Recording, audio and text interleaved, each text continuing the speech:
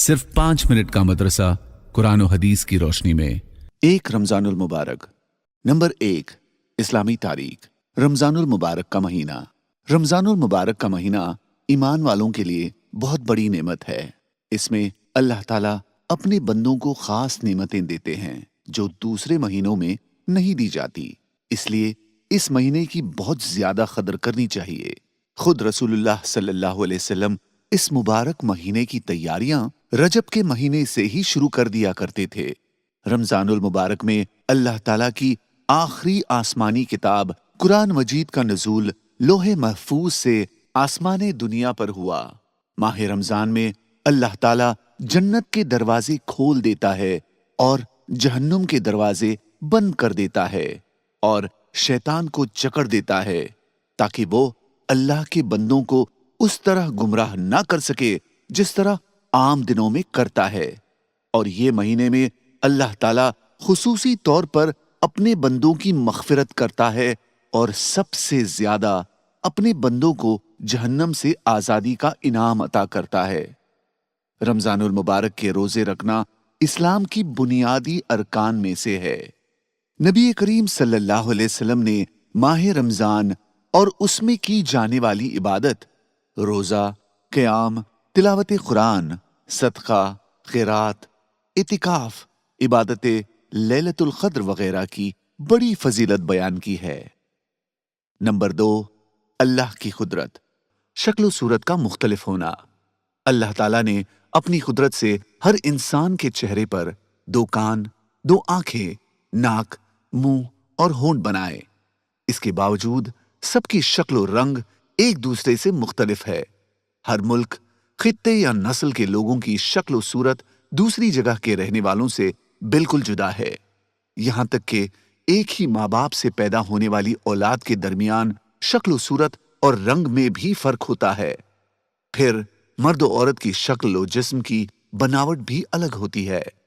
गर्ज इंसानों के दरमियान शक्ल और सूरत और रंग और नस्ल का अलग अलग होना अल्लाह की कुदरत की अजीम निशानी है। नंबर 3, एक फर्ज के बारे में। रमजान के रोजे।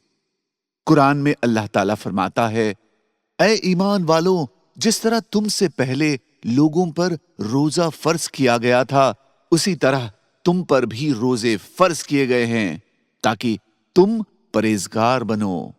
नोट: रमजान के रोजे हर अक्लमंद बालिग मुसलमान पर फर्ज हैं। नंबर 4, एक सुन्नत के बारे में। सहरी खाना। एक सहाबी फरमाते हैं कि मैं आप सल्लल्लाहु अलैहि वसल्लम की खिदमत में आया तो देखा कि आप सल्लल्लाहु अलैहि वसल्लम सहरी खा रहे थे। मुझे देखकर आप सल्लल्लाहु अलैहि वसल्लम ने फरमाया, ये बरकत की चीज है, अल्लाह ने इससे तुमको नवाजा है, इसलिए तुम इसको कभी न छोड़ना। नंबर 5, एक अहम अमल की फजीलत। गरीब रिश्तेदार पर सदका करना।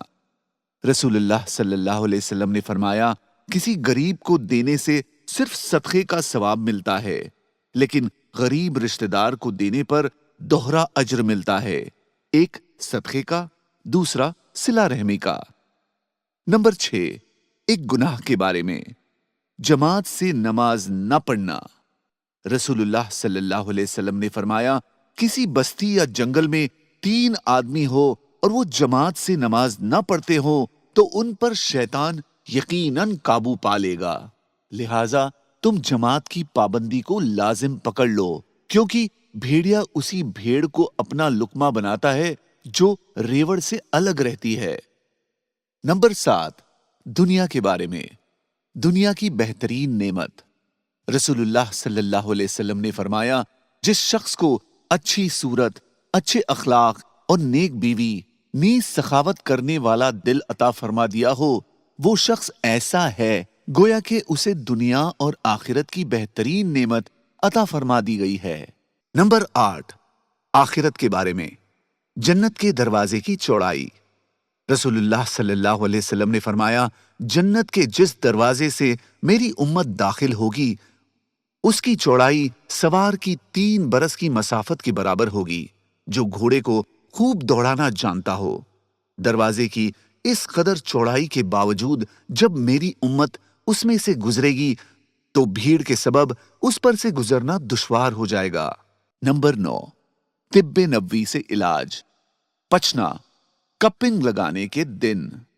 रसूलुल्लाह सल्लल्लाहु अलैहि वसल्लम ने फरमाया, जो पचना कपिंग लगाने के लिए चांद की 17, 19 या 21 तारीख इख्तियार करेगा, उसे हर बीमारी से निजात यानी शिफा हो जाएगी।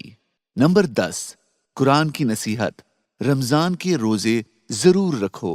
कुरान में अल्लाह ताला फरमाता है, तुम में से जो शख्स भी ये रमजान का महीना पाए वो उसमें जरूर रोजा रखे। जज़ाकल्लाह।